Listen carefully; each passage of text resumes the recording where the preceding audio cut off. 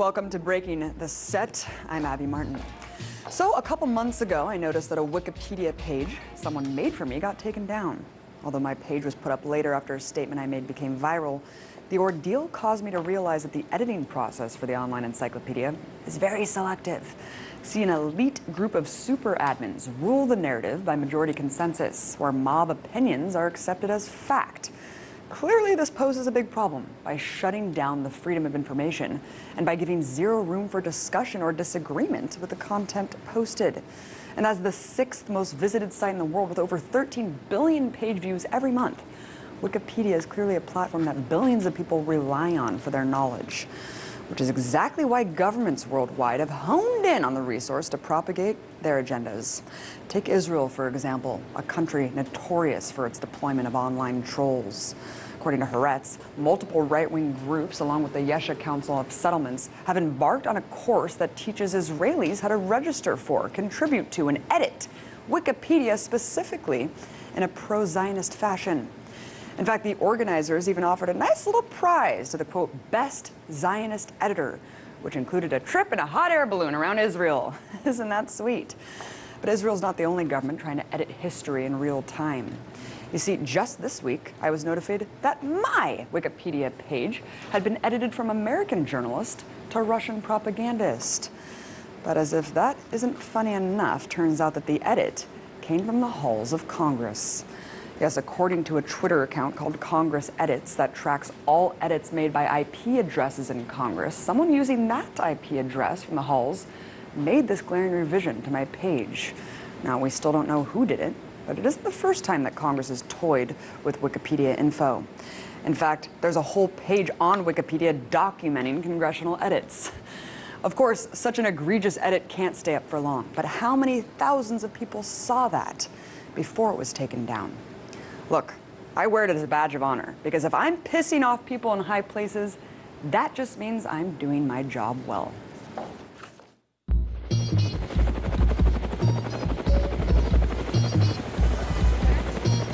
It was a terrible mistake, and we're working very hard to make up for it.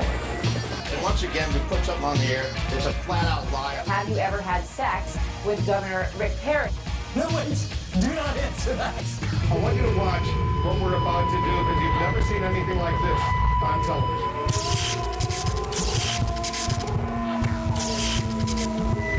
What we need is to question more and to keep it uncensored, real and raw. My simple mission is to change the globe. I'ma do it with this passion and fire untold. These words are hard hitting, you're watching your neck, but you need to tune in, cause we're breaking the set. Breaking the set.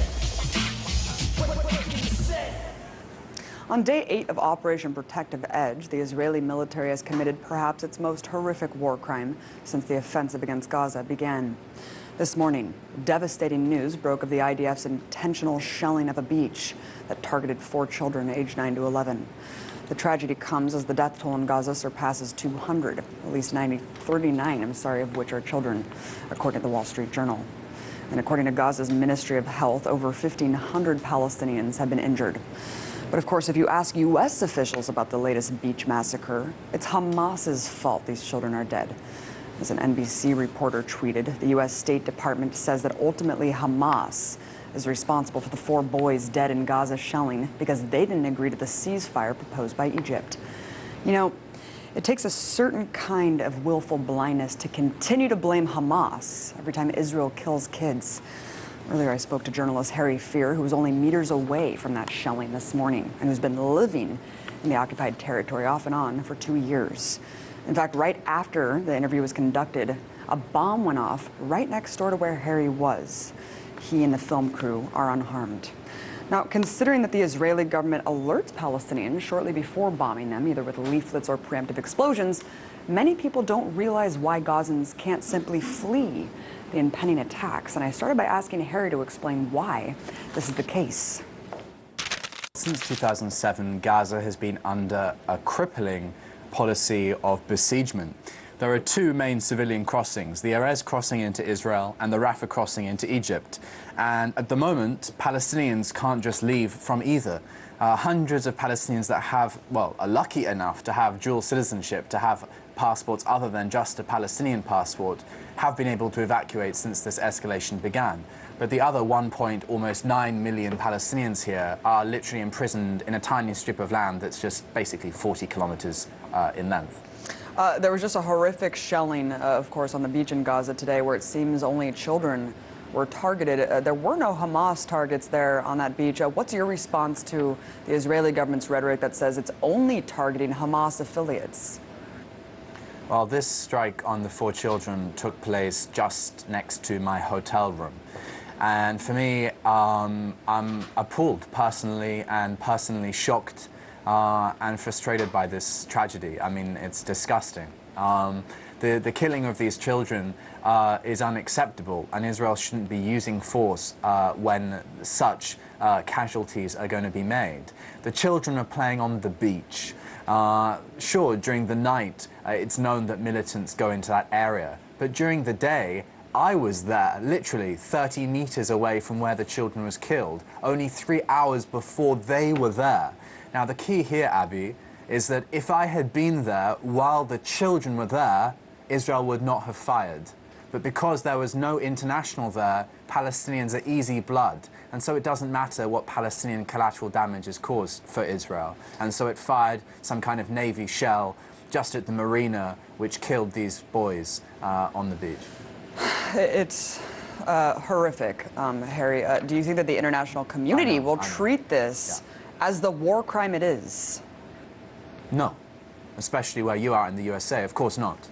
And it's impossible really to imagine a situation in which the European countries will behave integriously in their foreign policy and condemn this and react to it diplomatically. I mean, why is Israel not being made to pay the price diplomatically for these kinds of prima facie war crimes?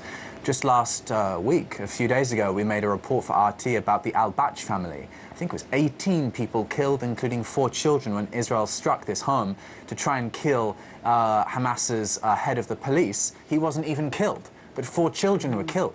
This is another prima facie war crime. What's the world doing about it? Nothing so far, and over recent years, nothing's been done either. That photo of those 18 graves is just unbelievably tragic, Harry. Your report was excellent on that, and I think it has a lot to do with just this rhetoric that we're hearing, that they're Hamas, and Hamas equals terrorism, and there's all these anti-Palestinian memes going on. One in particular shows this house, and it says a typical Palestinian home, basically tiers of rockets stacked up, and essentially terrorists packed in the house. I mean, have you ever come across a bunker like that? I've not come across a bunker like that.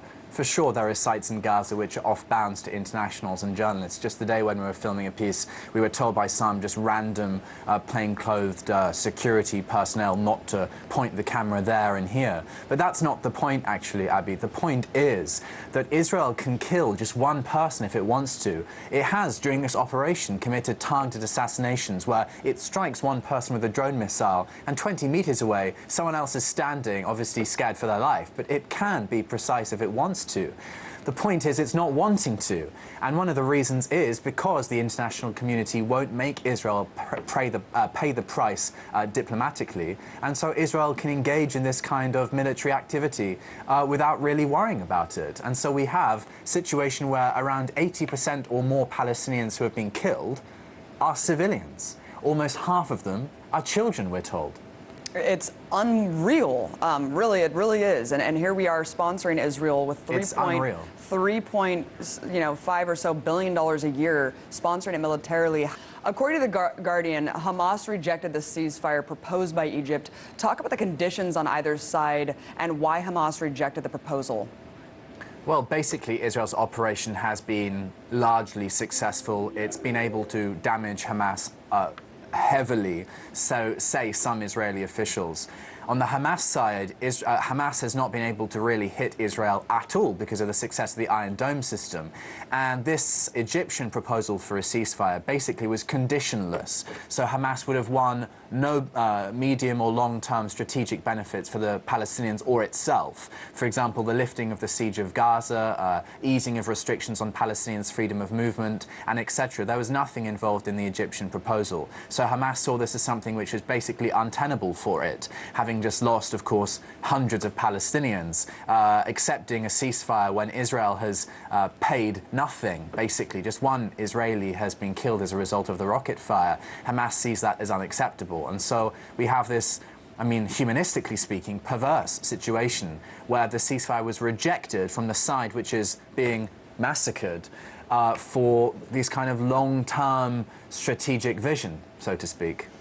Yeah, right. Hamas wasn't involved in the process, as I understand it, kind of went over the head of which is the democratically elected leadership in part of Gaza, which is another thing people don't really realize. Let's talk about the ground assault, because IDF senior officials are saying that that likelihood's very high of a full-blown ground invasion of army-less Gaza. What could that mean for the residents there? We have about a minute left. Well, honestly, Abby, this time I think it's much more probable to have a ground invasion. Certainly in the Israeli political sphere, there's been much more noise about a ground invasion, much more explicit statements if we compare this war to the previous war in November 2012. So I think the chances are much higher. Even the United Nations here has said that it fears that Israel will commit a ground invasion of some kind as this continues. And just today, at least 4 Palestinian children were killed. Tonight, of course, rockets will be fiercely fired into Israel. Israel will fiercely respond. There's no sign that this is going away anytime soon. There's no military solution. Harry, thanks for being on the ground, risking your life to document the truth. Really appreciate you coming on. Harry Fear, journalist, documentary filmmaker. Coming up, I'll talk about why a controversial GMO study isn't really controversial at all. Stay tuned. Yeah, I take no prisoners, you call it aggressive, but all I see is lies coming out in your message. I keep it audacious, speaking the facts. We break the paradigm with truth and tact. The people don't need to be fed propaganda, spoon-fed fabrications and slander. What we need is to question more and to keep... Are you like me? Do you want your comedy news with some teeth? Want your comedy news to be a bare-fisted, no-holds-barred fight to the death? Like a truth vampire biting into the necks of the corporate elite and the billionaire freaks while they're going, make it stop! Well, that's what you get with my new show, Redacted Tonight. Is that too much? I think that's too much. What are your thoughts on what's been going on in Washington? Well, it's a mess, Larry. I mean, the whole country is being scoffed at and laughed at. Enough is enough. The media, the candidates, the corporatocracy, covering issues that actually affect you and me doesn't do too much for ad revenue. Biotech agriculture giant takes on a 76-year-old American farmer based in Indiana. How much fallout do you think this is going to create for the CIA?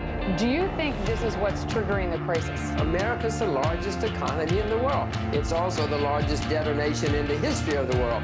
Breaking the Set is mostly about alternatives to the status quo, but one that gave real alternatives a voice. One minute they were working toward the American dream, the next they were just trying to survive the night. It's time for Americans and lawmakers in Washington to wake up and start talking about the real causes of poverty in America.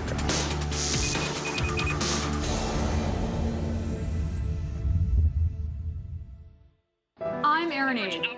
The financial world moves fast. What kind of impact do you see these developments having on stocks? The big banks will only take There's on no more demand for credit. You're not going to get any economic benefit. In life, there are booms and there are busts.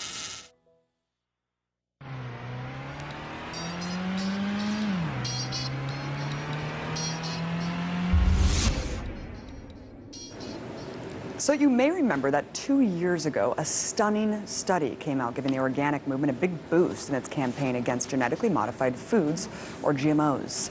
Conducted by a team of French researchers and led by scientist Gilles Eric Seralini, the study found that rats fed by Monsanto's Roundup Ready corn over the course of 2 years had increased levels of tumors and mortality compared to the control group of rats. Now, just take a look at one of the highly disturbing Frankenstein photos showing the rats that were fed GM corn. Now, the findings were published in the peer-reviewed scientific journal Food and Chemical Toxicology in September of 2012, but pretty much immediately after its publication, the Seralini study began to come under intense fire from Monsanto scientists. See, the ag giant took major issue with the fact that Seralini only used a small sample size of 10 rats to make his conclusions, and that the type of rats he had used had a natural tendency to develop tumors. And this constant barrage of criticism worked, leading the editor of the journal, Dr. Wallace Hayes, to retract the paper completely, claiming that the study's methodology meant the results were inconclusive. It was a big blow to the advocates of a GMO-free food supply. And Monsanto's criticisms of the study may have held some water, except for one small detail. Monsanto conducted the exact same study on the exact same number and type of rats and published its findings in the exact same journal 8 years before Seralini. The only difference between the two experiments is that while the Seralini study observed the rats over 2 years, Monsanto's study ended at 90 days, when the rats were still healthy. Yet, one study lives on in the journal for all of eternity, and the other was delegated to the trash. Now, thankfully, 150 scientists all over the world condemned food and chemical toxicology for its decision, citing the disturbing level of monetary interests influencing the science.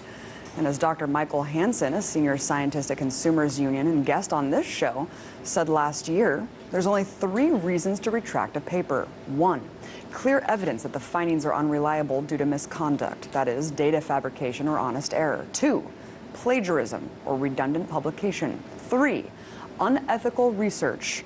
In the letter that the editor of Food and Chemical Toxicology, Dr. Wallace Hayes, sent to Dr. Seralini, they admitted that they found no problem with plagiarism, unethical research, or data fabrication. Now, thankfully, the work of these scientists to bring to light the disturbing story of the Seralini study has not gone unnoticed. In fact, after an extensive review process in which the paper passed no less than 3 rounds of peer reviews, the study was republished last month in the journal Environmental Sciences Europe. Dr. Michael Antonou, a molecular geneticist in London, even went as far as saying that, quote, few studies would survive such intense scrutiny by fellow scientists. The paper even went to great lengths to ensure every level of transparency possible by publishing the raw data associated with it, something unheard of for Monsanto's GMO research. And if that weren't enough, Seralini takes the unusual step of providing a separate commentary on the conflicts of interests that led to the original retraction. He points out that mere months before the decision, Food and Chemical Toxicology hired a new assistant editor for biotechnology, Richard E. Goodman. Well, it just so happens that Richard E. Goodman worked at a certain multinational agrochemical company for 7 years. You guessed it, Monsanto. Listen, it's one thing to launch a PR battle in defense of your product, but it's another thing entirely to allow politics to dictate science. This is a public health issue that people deserve to know. So while the findings of the study are definitely not something to be celebrated, the fact that Seralini and his team were able to overcome every corporate obstacle imaginable and republish this vitally important piece of research is a scientific victory for us all.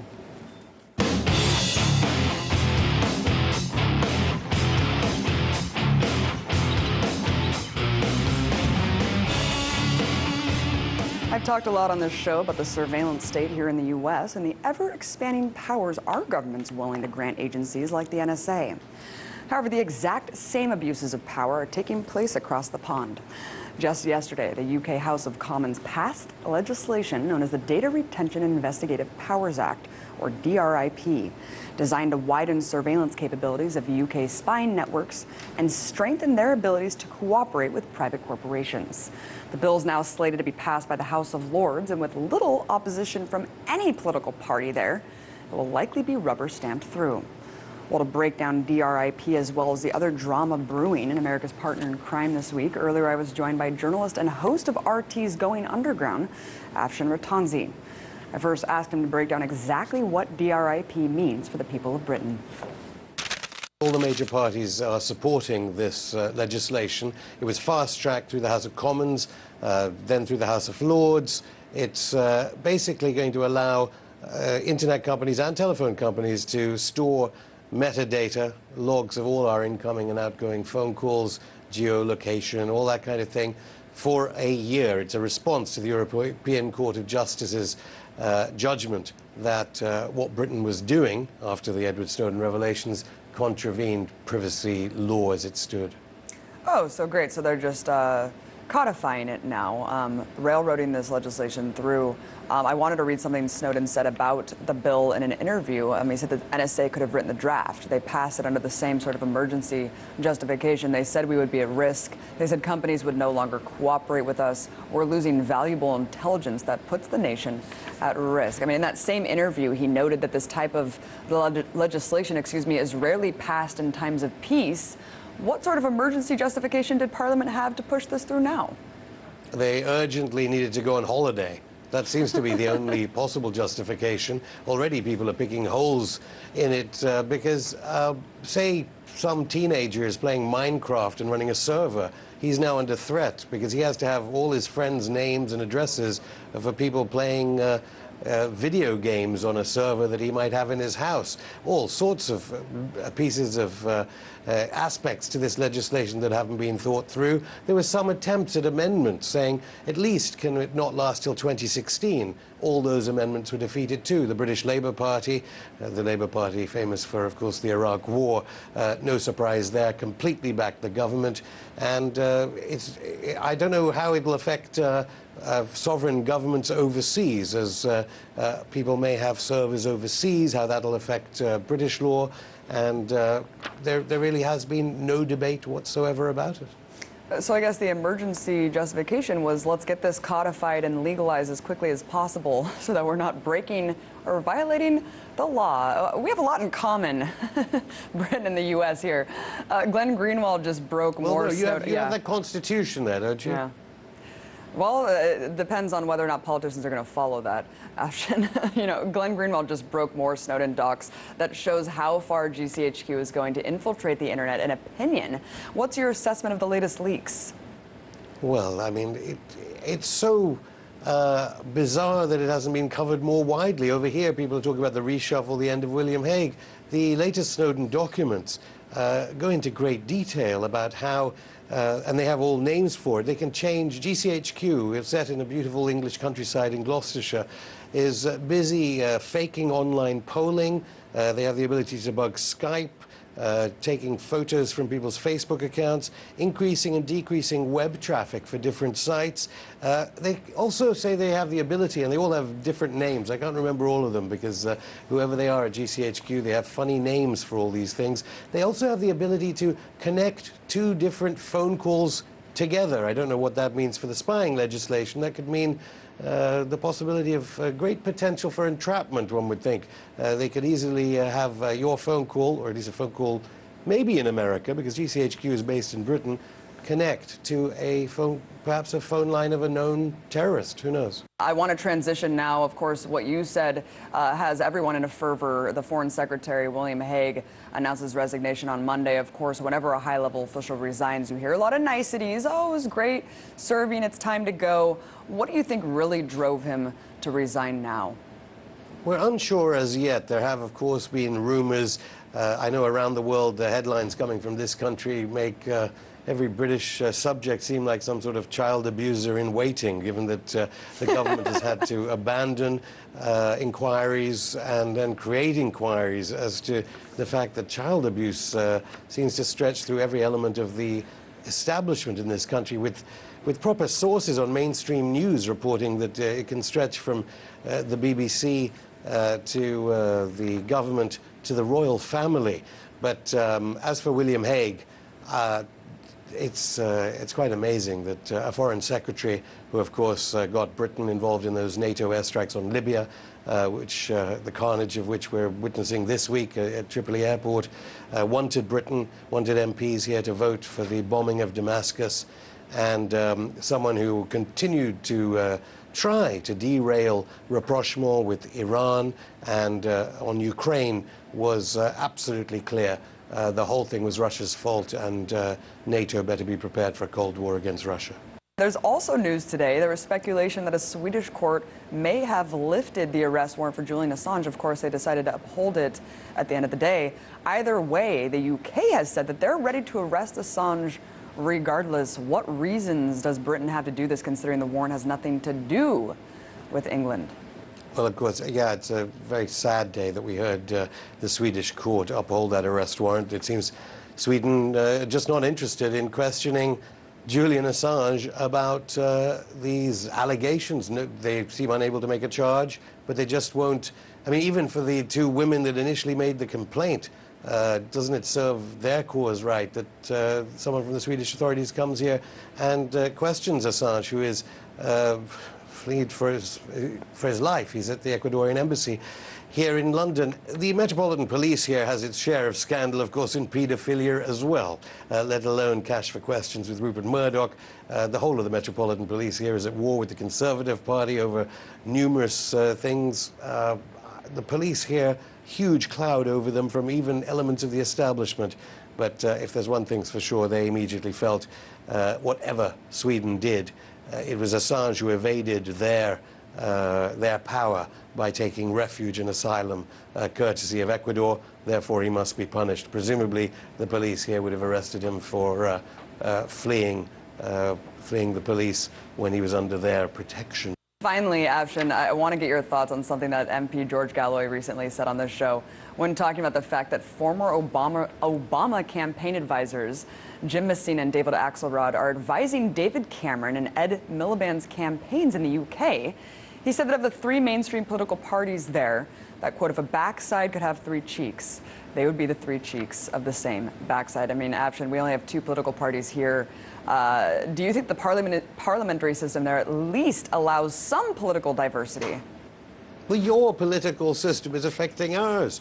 Such is the respect for that old colony where you're speaking to me from, is that both political leaders of the main parties here have hired President Obama's advisors, David Axelrod and Jim Messina. I think that was the guy who 10 years ago was involved in a homophobic ad campaign in Montana, or maybe that's the other one. The idea is amongst our top politicians that what we need is that glamour and gloss of American political intrigue. It's not helping both parties, deeply unpopular, apathy never been higher, appalling turnouts at the most recent council elections. So despite all of your wonderful Obama White House people coming here, probably at great expense, being paid for by party members on the Tories and on the Labour benches, they fail to enthuse certainly young people and more people generally in this country. Bleak and dreary days ahead. Afshin Rattansi, journalist, thank you so much for coming on, breaking a lot of that down. Thanks for watching, you guys. Be sure to follow me on Twitter @AppyMartin. Join me tomorrow when I break the set all over again.